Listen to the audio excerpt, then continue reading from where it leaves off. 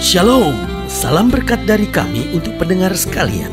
Saat ini pendengar akan diberkati dengan program Hari Ini Harinya Tuhan bagian yang ke-8.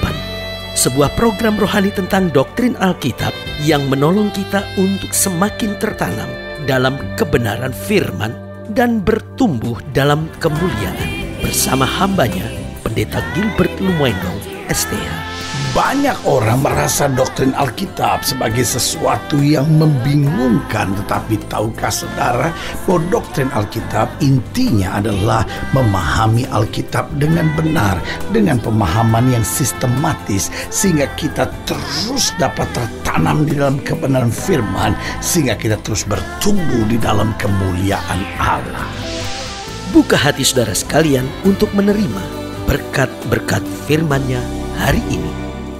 Yang pasti akan menghancurkan kehidupan dan masa depan kita adalah dosa, bukan kegagalan. Ada banyak orang pikir yang bisa menghancurkan kehidupan saya adalah fitnahan orang, kegagalan dalam hidup saya. Loh, sampai orang begitu khawatir dengan fitnah sampai berkata fitnah lebih kejam daripada pembunuhan. Wah, itu kan kalimat orang stres. Masa fitnah lebih kejam daripada pembunuhan? Saya lebih senang difitnah daripada dibunuh. Kenapa? Kalau saya difitnah saya masih tetap bisa melayani Tuhan. Kalau saya dibunuh kan selesai, saudara, ya kan? Jadi akan menghancurkan kita bukan fitnah, yang akan menghancurkan kita juga bukan kegagalan. Ada banyak orang kalau udah gagal, wah ini mau gantung diri, udah saya bunuh diri aja percuma saya hidup. Saudara yang kasih dalam Tuhan, kegagalan hari ini kalau kita pelajari itu akan menjadi awal dari kemajuan kita di hari depan kita. Jadi yang harus saya tekankan bahwa yang menghancurkan kehidupan kita bukan fitnah, bukan kegagalan, bukan masalah-masalah hidup, bukan tekanan-tekanan dalam hidup kita, tapi akan menghancurkan kehidupan kita dan masa depan kita justru adalah dosa, saudara. Karena itu hidup Kristen adalah hidup yang memisahkan dari dosa. Karena dosa menghancurkan, tetapi anugerah mengangkat dan membenarkan kita. Haleluya. Saya perhatikan ada 4 hal yang membawa dosa menjadi kehancuran. Yang pertama, karena dosa memisahkan kita dari Tuhan. Nah, saudaraku yang kasih dalam Tuhan, coba kalau kita bicara fitnah, kalau kita bicara kegagalan, sebaliknya justru fitnah membawa kita dekat sama Tuhan. Ketika kita difitnah orang, disakiti orang, kita justru dekat sama Tuhan dan justru dekat dengan Tuhan. Ini sumber ketenangan, sumber kemenangan, sumber sukses, sumber mujizat dalam hidup kita. Jadi saya ulangi sekali lagi, kenapa dosa menghancurkan kehidupan kita? Karena dosa memisahkan kita dari Tuhan. Dan selama kita hidup jauh dari Tuhan, saudara yang kasih dalam Tuhan, sudah boleh saja orang kaya, sudah boleh saja orang yang punya segala-galanya, sudah boleh lahir dari keluarga yang terpandang, tetapi ketika kita mulai terpisah dari Tuhan, itu hanya tinggal waktu. It's about the time only, saudara.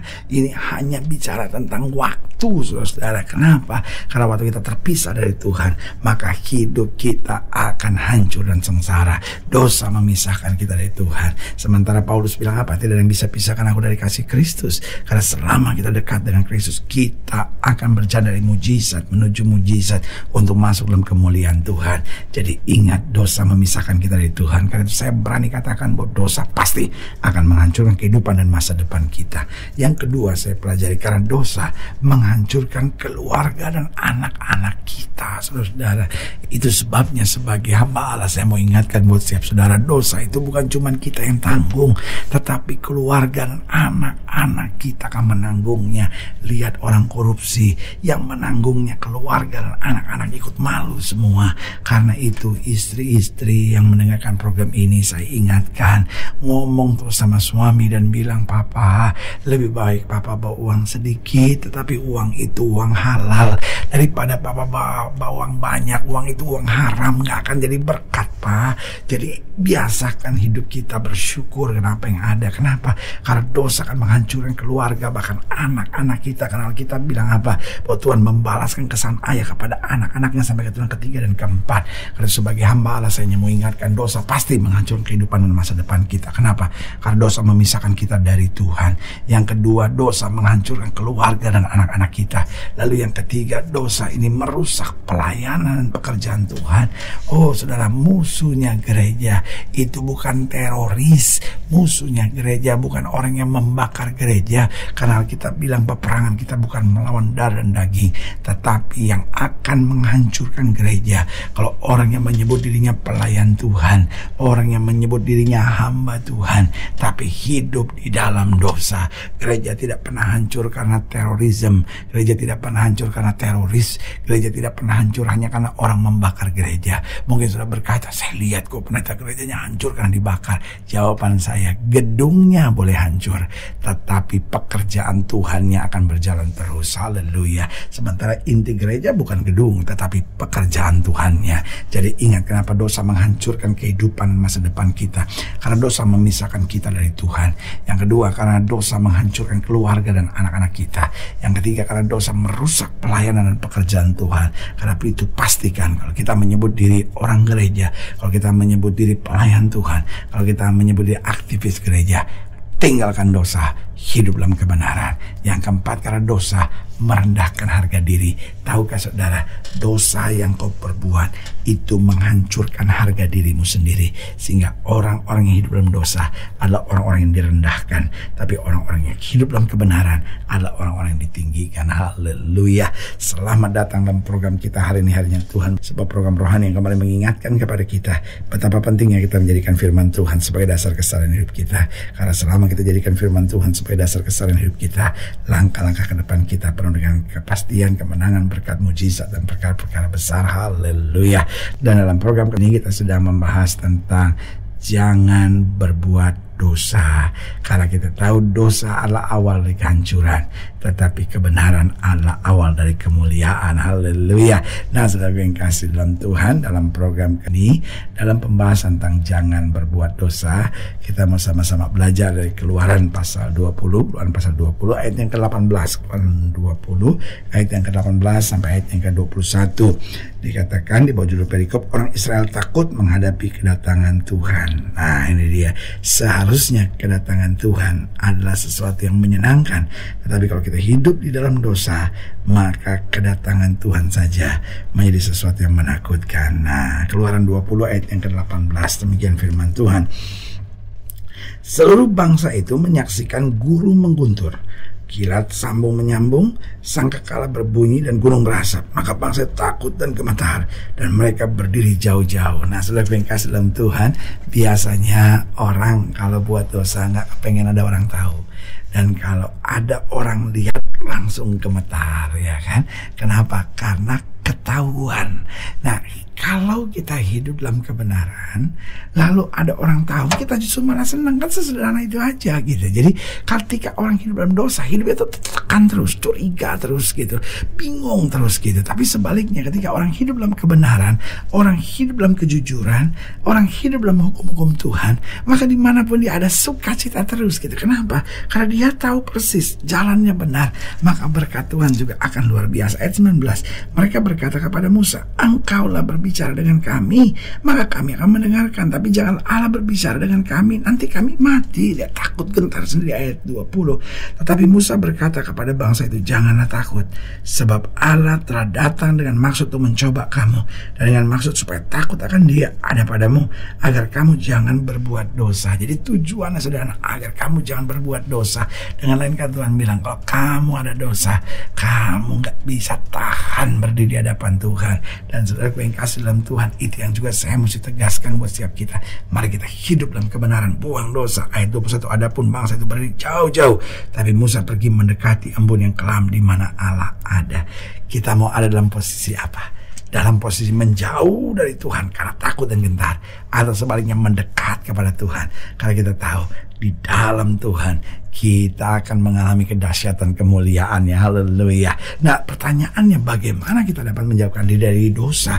Ada banyak orang yang bilang, aduh pendeta, saya pengen sekali lepas dari dosa pendeta, tapi kok kayaknya berat sekali. Nah, ini yang saya mesti tegaskan, bahwa iblis ini ahli dalam membuat dalam tanda petik bulan promosi gitu. Artinya apa? Wah, dosa itu awalnya enak, dan ini yang membuat banyak orang sulit menjauhkan diri dari dosa. Sementara dalam kebenaran itu awalnya itu berat, tapi ujungnya dahsyat. Tetapi dosa itu awalnya enak, tapi ujung-ujungnya kehancuran. Nah, bagaimana kita menjauhkan diri dari dosa? Yang pertama, renungkan firman siang dan malam. Ini paling penting, karena firman adalah sumber kekuatan kita. Tahukah saudara bahwa firman adalah suara Allah sendiri dalam kehidupan kita.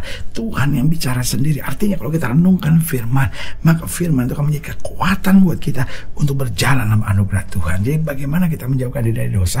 Renungkan firman siang dan malam. Jangan cuma ya tapi orang begini, ya tapi begini. Kalau kita lihat kiri kanan kita, ya otomatis kita jatuh. Tapi kalau kita renungkan firman, itu akan menguatkan kita. Yang kedua, bagaimana menjauhkan diri dari dosa? Yaitu jaga pergaulan.